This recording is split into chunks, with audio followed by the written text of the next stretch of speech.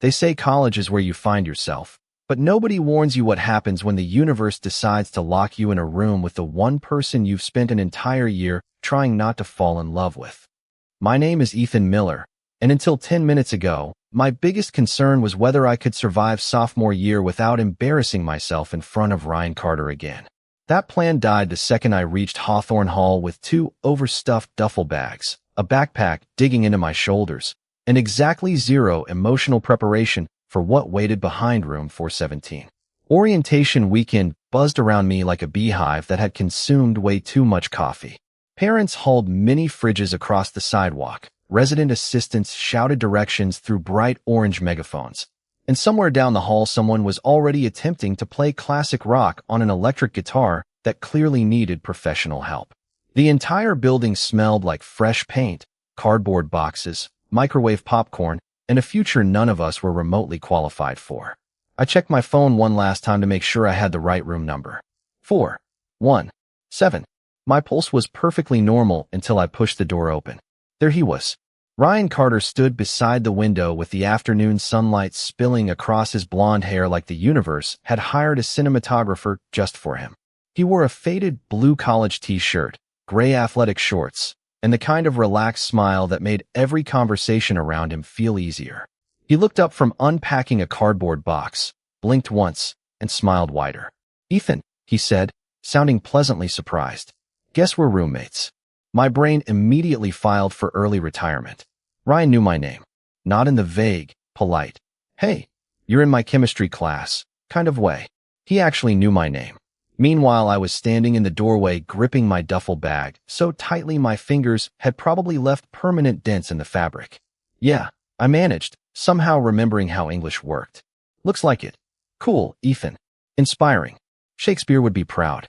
Ryan stepped forward and offered his hand with the casual confidence of someone greeting an old friend instead of unknowingly detonating another person's nervous system. "This is going to be fun," he said. I shook his hand, hoping he couldn't tell mine felt suspiciously like it had forgotten how circulation worked. "Definitely." I lied with Olympic-level commitment.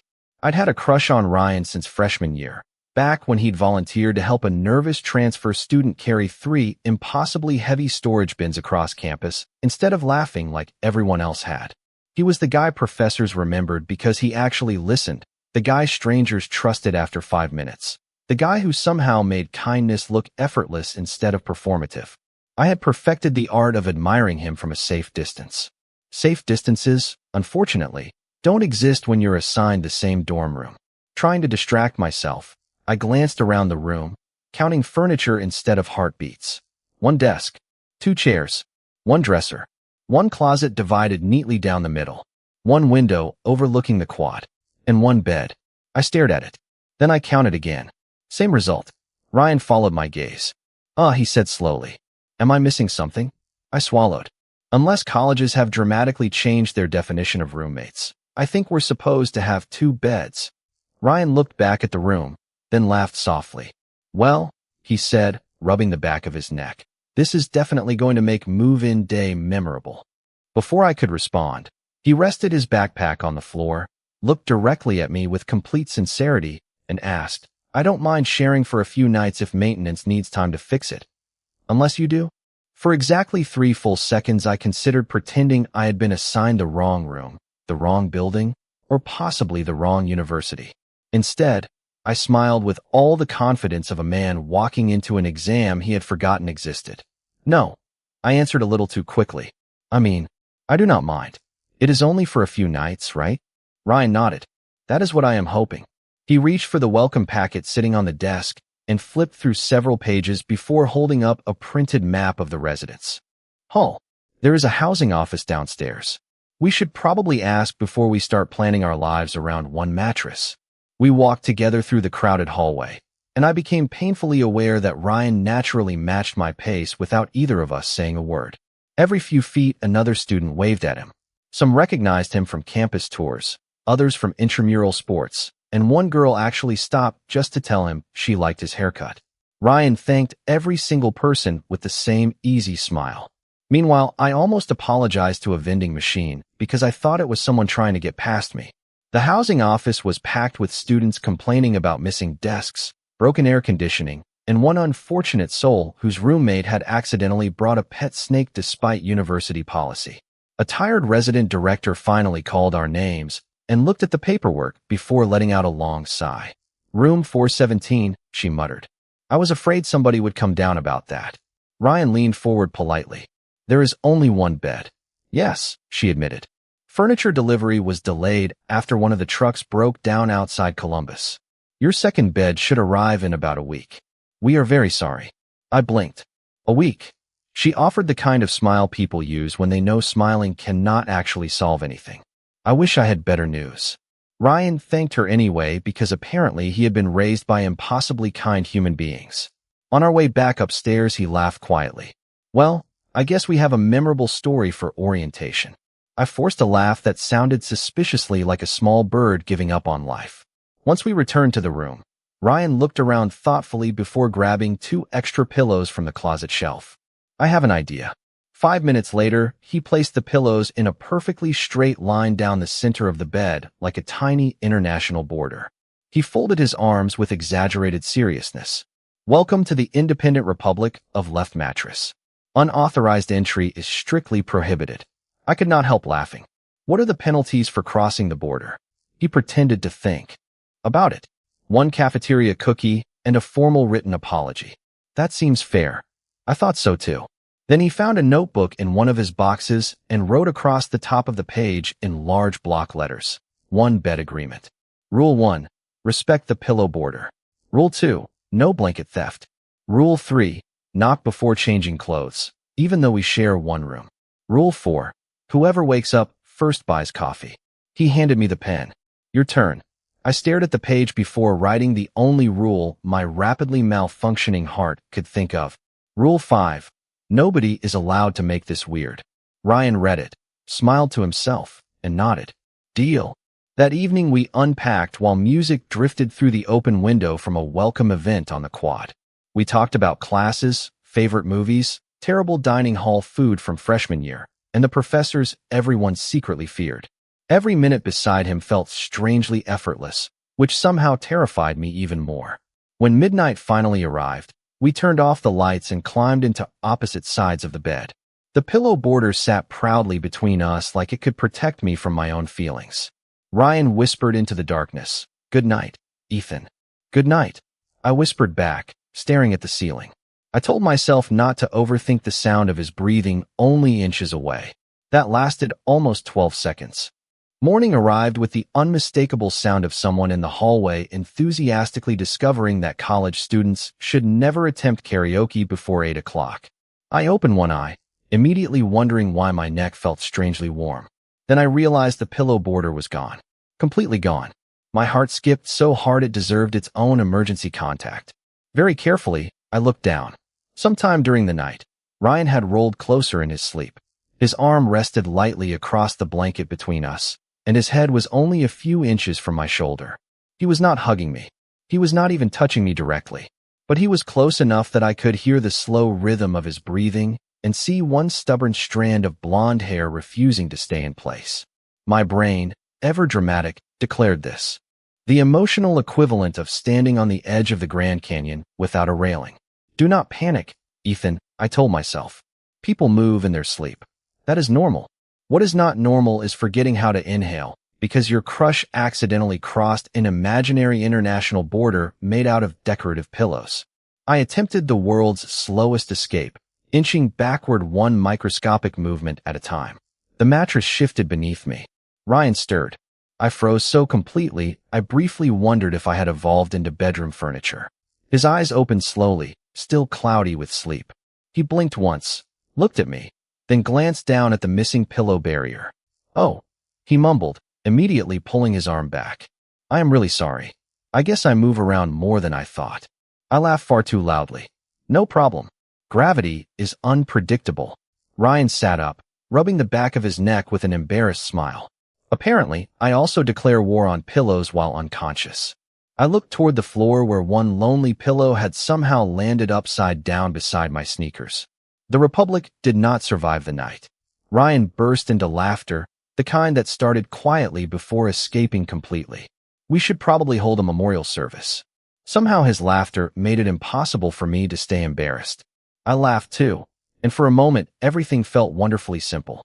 That illusion lasted until we walked into the dining hall together. The breakfast line stretched almost to the entrance, filled with sleepy students balancing trays and oversized coffee cups. Ryan grabbed a banana and a bagel while I stood frozen in front of the cereal dispensers, pretending I needed several business days to evaluate my options. "Ethan," someone called across the room. It was Tyler from my freshman literature class.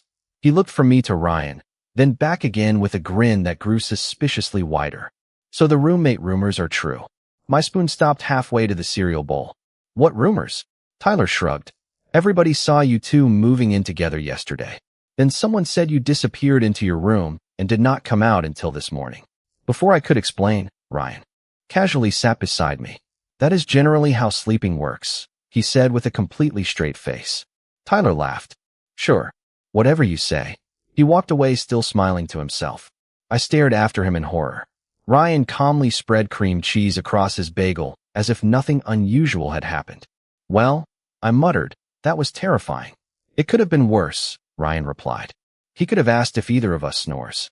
I looked at him. "You are taking this surprisingly well." Ryan smiled over the rim of his coffee cup. "People like making up stories. We know the truth, so why let it bother us?" I wanted to agree. I really did.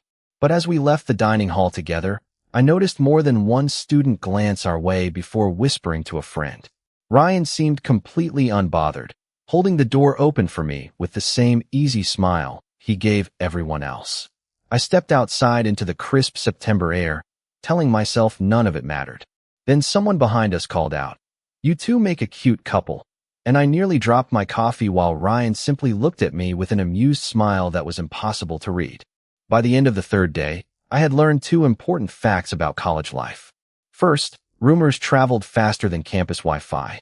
Second, pretending not to have feelings for Ryan Carter required the emotional stamina of running a marathon uphill while carrying textbooks. Everywhere we went, people smiled at us with the kind of knowing expression that made my soul quietly leave my body. It started with little things. Someone in my psychology class asked whether Ryan always walked me to class. A girl outside the library winked and said we looked adorable carrying groceries together, even though one of the bags contained nothing except instant noodles and laundry detergent. My favorite was the barista at the campus coffee shop, who placed 2 cups on the counter and cheerfully announced, "One order for the cutest roommates on campus." Ryan thanked her with a laugh, while I became deeply interested in the structural integrity of the floor tiles. "You know," Ryan said as we walked back across the quad, balancing paper cups in our hands, "people really enjoy writing stories about strangers. Apparently, I am starring in one against my will," I muttered. He smiled sideways at me. "Does it bother you that much?" I wanted to answer honestly. It was not the rumors that scared me. It was how natural they sounded. The dangerous part was realizing that if someone looked at us from the outside, they would see 2 people laughing over coffee, walking shoulder to shoulder, finishing each other's jokes, and heading home together every evening.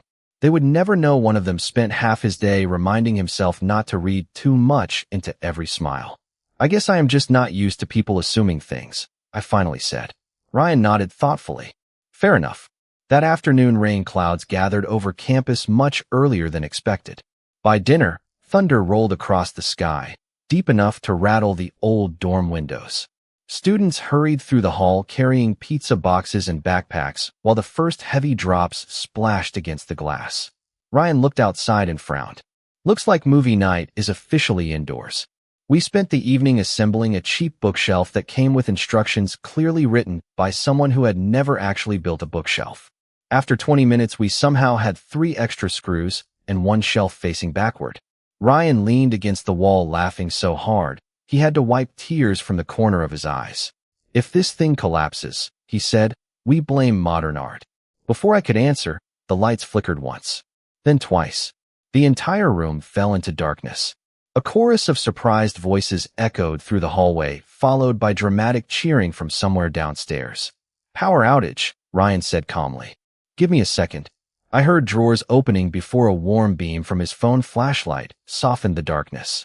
Rain tapped steadily against the window while thunder rolled again, louder this time. I hated thunderstorms. Not because of the noise itself, but because they reminded me of long nights as a kid when every crack of thunder felt close enough to shake the walls apart. I had outgrown most childhood fears.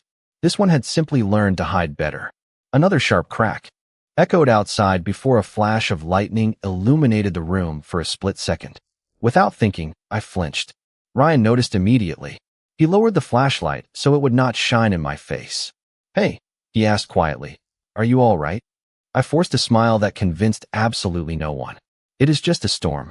He studied me for a moment, then sat cross-legged on the floor beside the bed instead of making a joke or pretending not to notice. "When I was 10, he said, I was convinced thunder was actually giant bowling balls rolling across the sky." I blinked. "Seriously?" "Absolutely. My older cousin told me that." I believed him for 2 years. I laughed before I could stop myself. "That is ridiculous." "Exactly," Ryan said with a grin. "Which means if I can survive imaginary sky bowling, I think we can survive one little storm together." Outside, another flash lit the window, but somehow it did not seem nearly as bright as the quiet smile waiting across from me. The rain did not stop for another hour. It drummed softly against the dorm window while the emergency lights painted everything in a warm amber glow that made the room feel smaller in the best possible way. Ryan found an old deck of playing cards in one of his boxes, although half the cards were bent and one of the queens had somehow vanished. "Your move," he said, placing another card on the blanket between us. "I am beginning to suspect you are making up the rules." "That is impossible," I replied. "I have been confidently inventing them from the very beginning." He laughed again, and I realized I had started measuring the evening by the sound of it. Somewhere between our fourth imaginary card game and our second debate about whether cereal counted as soup, the storm outside faded into background noise. For the first time since move-in day, I forgot to worry about saying the wrong thing. Ryan leaned back against the wall and looked toward the rain-streaked window. "You know what is funny?" he asked. "Most people think I am good at talking to everyone." "You are," I answered immediately. "That is because they only see 5-minute conversations." His smile became smaller, quieter. "The longer people know me, the more they expect me to always be confident, always be the easygoing guy. It gets exhausting pretending you never have bad days." I looked at him, surprised by the honesty in his voice. Ryan shrugged lightly. "High school was even worse. Everybody assumed I had everything figured out because I played sports and smiled a lot. Nobody noticed when I was struggling." "I would have noticed," I said before my brain had a chance to stop me. The words floated into the room and refused to disappear. Ryan turned toward me with an expression I had never seen before, gentle enough to make the room feel even quieter. "I think you would have," he said softly. My heartbeat immediately forgot how rhythm worked. To escape the silence, I reached for my phone, hoping to check whether the power outage had been resolved. Instead, the screen lit up with a notification from my cloud photo backup asking if I wanted to recover deleted items. I frowned. Somehow an old folder had reappeared after the latest software update. Ryan glanced over without meaning to invade my privacy. Before I could react, a familiar image appeared on the screen. My stomach dropped all the way to the basement.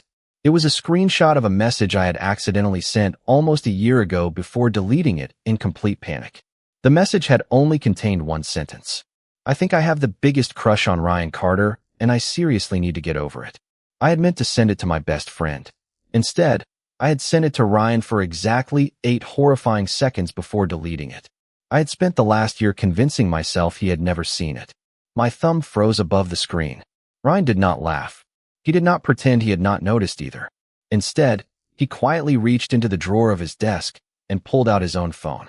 After unlocking it, he opened a photo folder, hesitated for a second, then turned the screen toward me. There it was. The exact same message. A screenshot, dated 11 months ago. My chest tightened so quickly I could barely breathe. "You?" I whispered. "You saw it?" Ryan nodded once, his voice barely louder than the rain. "Before you deleted it." Every happy memory from the past few days suddenly rearranged itself into something I no longer understood. The shared smiles, the easy conversations, the jokes about the rumors, the one bed. Heat rushed into my face. "You knew this whole time?" I asked. Ryan opened his mouth to answer, but I was already standing. Was all of this funny to you? I asked, unable to stop the hurt from slipping into my voice. Watching me embarrass myself every single day? Ryan stood too, concern replacing every trace of amusement. Ethan, that is not what happened.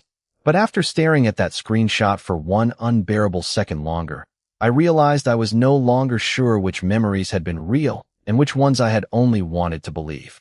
I did not remember leaving the room. One second I was staring at that screenshot, and the next I was standing alone at the far end of the hallway while rain continued tapping softly against the windows. My thoughts refused to stay in a straight line. He knew. For almost a year, Ryan had known.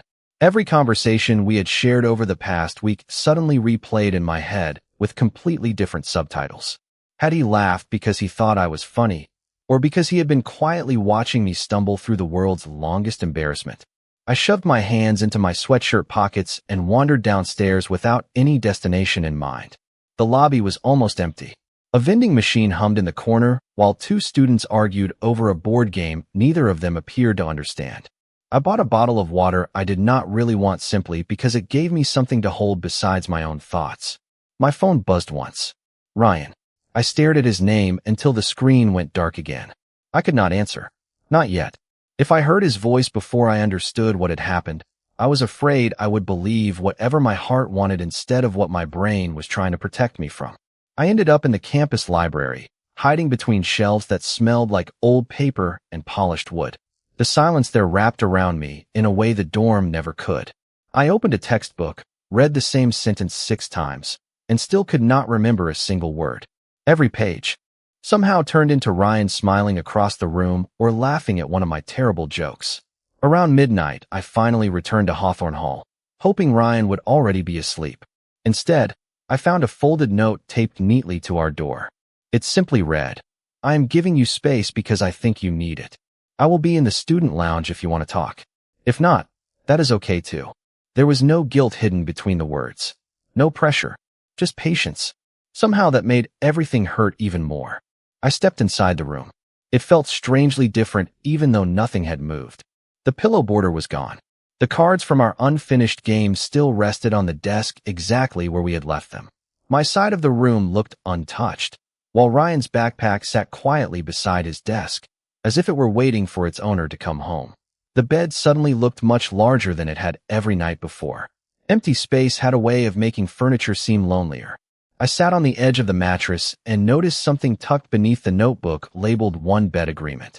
Curious, I opened it. A small photograph slipped onto the blanket. It was from freshman orientation almost a year earlier. Hundreds of students filled the campus lawn, but one face had been circled with blue ink. Mine. My pulse stopped. On the back, written in Ryan's unmistakably neat handwriting, were the words, "The quiet guy who helped that lost freshman carry 3 boxes across campus." I should probably introduce myself someday. The date matched the week before I had accidentally sent that message. He had noticed me before any of this happened. Before the screenshot. Before the shared room. Before the rumors. I stared at the photograph while everything I thought I understood began shifting again. At that exact moment, my phone vibrated one more time. This time it was not a message. It was a notification from the housing office. Furniture delivery update. Your second dorm bed is scheduled for installation tomorrow morning between 9 and 11. I barely slept. Every time I closed my eyes, I saw 2 different versions of Ryan. One was the guy who had patiently listened whenever I rambled about classes, laughed at my terrible jokes, and remembered that I always picked the blue sports drink instead of the red one. The other was someone who had quietly carried the knowledge of my biggest secret for almost a year without saying a word. By sunrise, I still could not decide which version was real. The next morning, the campus seemed almost painfully ordinary. Students hurried between buildings balancing coffee cups and backpacks while bicycles rolled past on the brick pathways. The world had apparently decided that my emotional crisis did not qualify as a university emergency. I wandered toward the student center hoping a long walk might untangle my thoughts. It did not. As I rounded the corner near the fountain, I stopped without meaning to. Ryan stood several yards away talking with a young woman wearing a Navy volunteer jacket. She smiled warmly while he rubbed the back of his neck with that nervous little gesture I had only recently learned meant he was unsure of himself. They looked comfortable together, laughing quietly as if they shared some private understanding. Something sharp twisted inside my chest before logic had any chance to intervene. I immediately recognized the feeling. Jealousy was embarrassing enough when you actually had a relationship. Feeling jealous over someone who had never promised you anything felt downright ridiculous. I told myself to keep walking. Instead, I accidentally looked back one more time just as the woman reached over and briefly squeezed Ryan's arm in encouragement. That was enough. My imagination sprinted far ahead of reality. By the time I returned to Hawthorne Hall, I had already convinced myself she must have been someone important. Maybe an old girlfriend. Maybe someone he wished he had asked out sooner. Maybe the person he had really wanted all along. The dorm room was quiet when I stepped inside. Ryan was not there yet.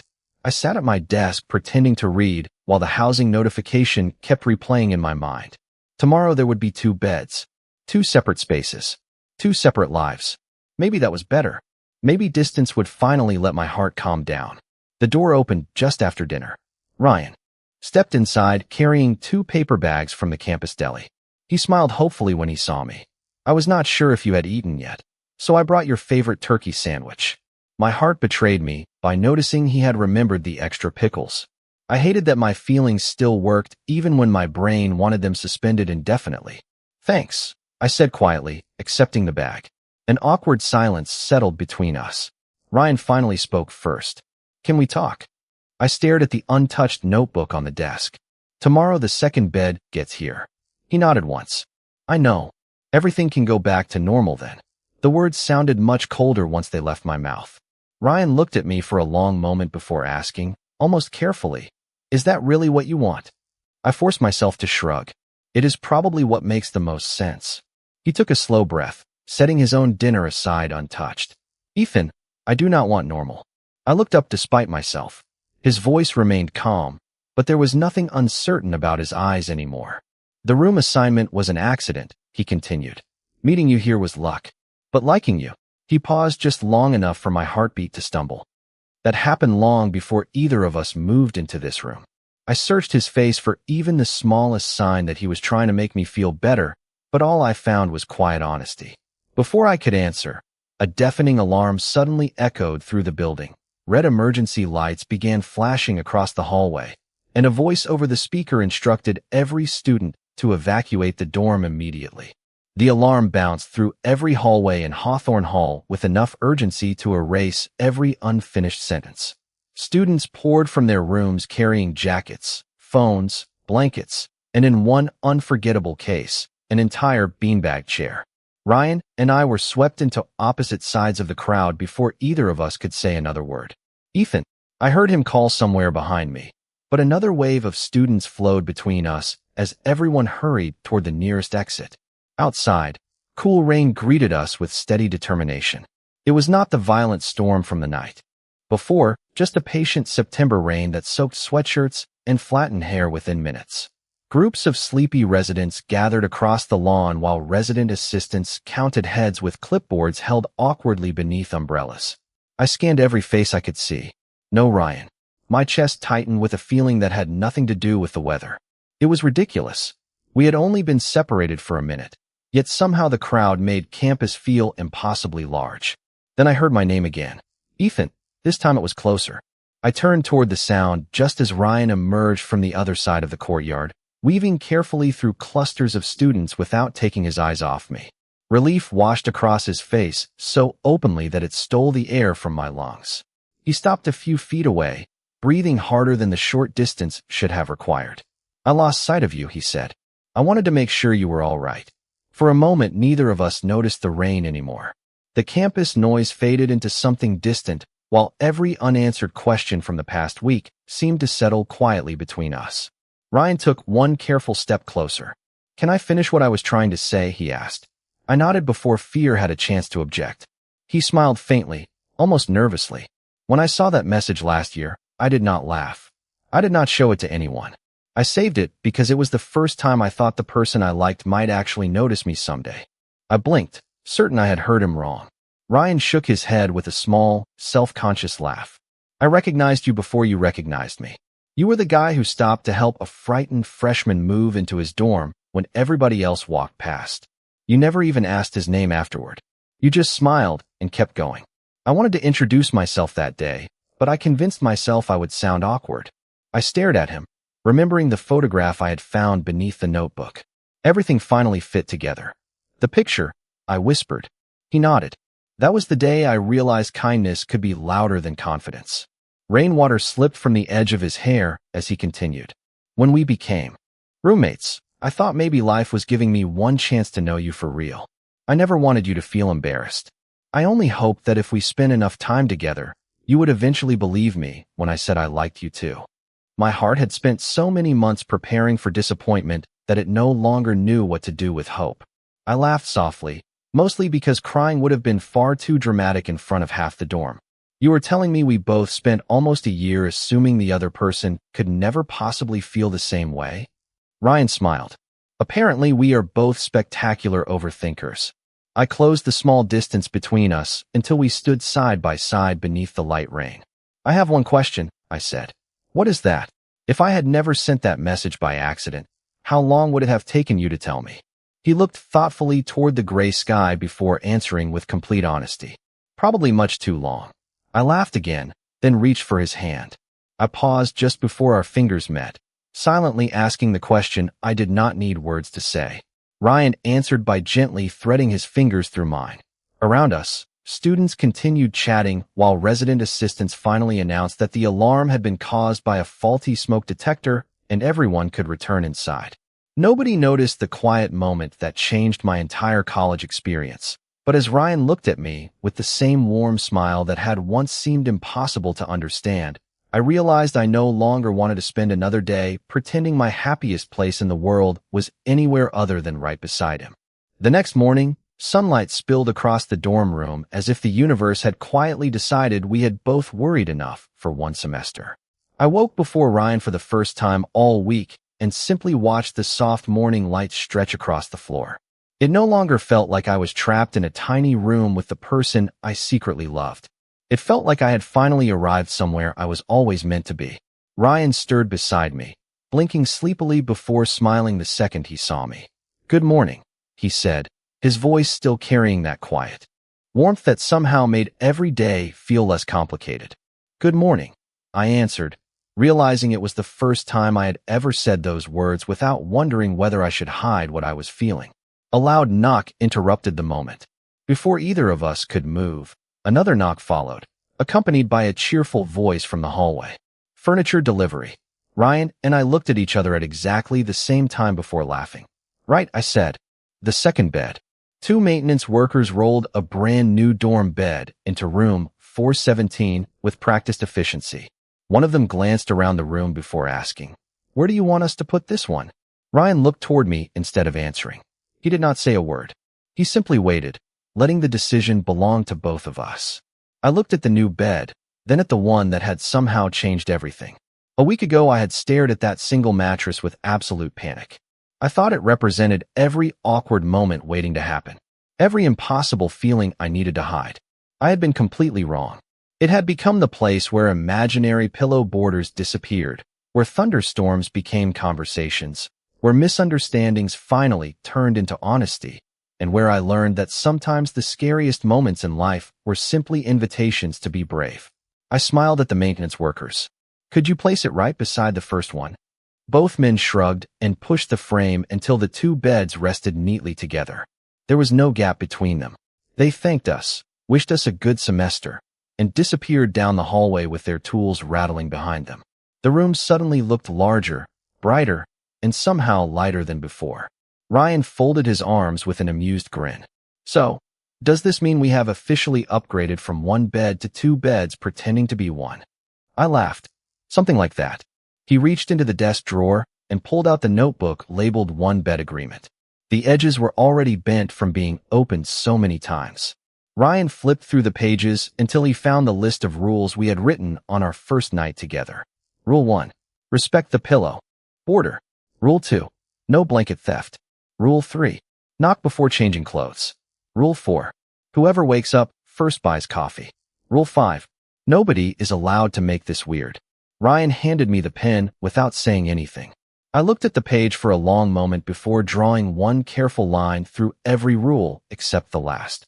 Beneath them, I wrote a new sentence. Rule 6. No more pretending.